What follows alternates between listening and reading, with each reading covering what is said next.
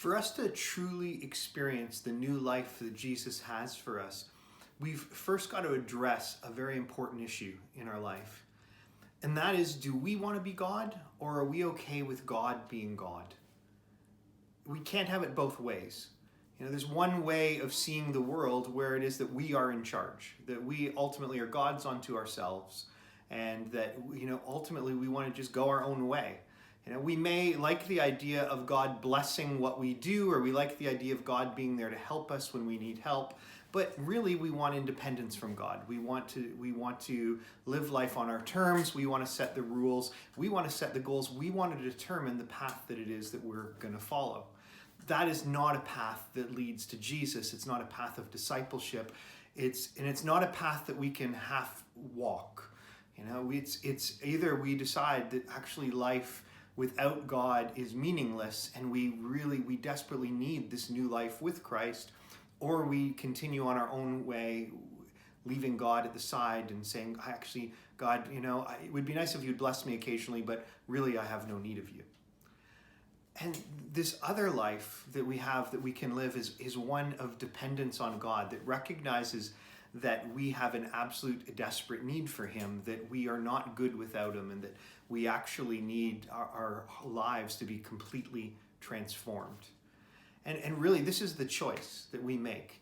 People don't choose a path to hell. They just choose a path that says, I don't need God. I want to be a God unto myself. You can be your own God. I'll be my own God. What you do is fine. What I do is fine. It's all okay. But, we don't want to submit to a higher authority. We have no need of a creator of the universe.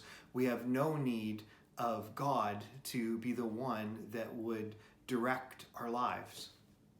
Disciples of Jesus, they say the opposite. They're like, you are the one, Jesus, that has the words of life. There is no life outside of you. The only way to the Father is through you. We need you. We need this. We want to experience that easy yoke, that light burden that comes from a life dependent on you. We recognize that all life is sustained by God, and we need him to lead us and guide us in every aspect of our lives.